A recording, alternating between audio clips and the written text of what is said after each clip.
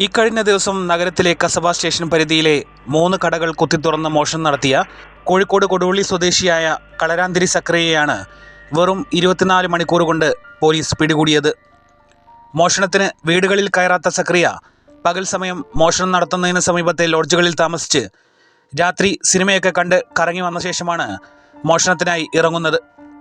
ഇതിനായി പകൽ മോഷണത്തിനാവശ്യമുള്ള ടൂൾസ് വാങ്ങി കയറാനുള്ള കടയ്ക്കടുത്ത് ആരും കാണാതെ കൊണ്ടുവയ്ക്കും.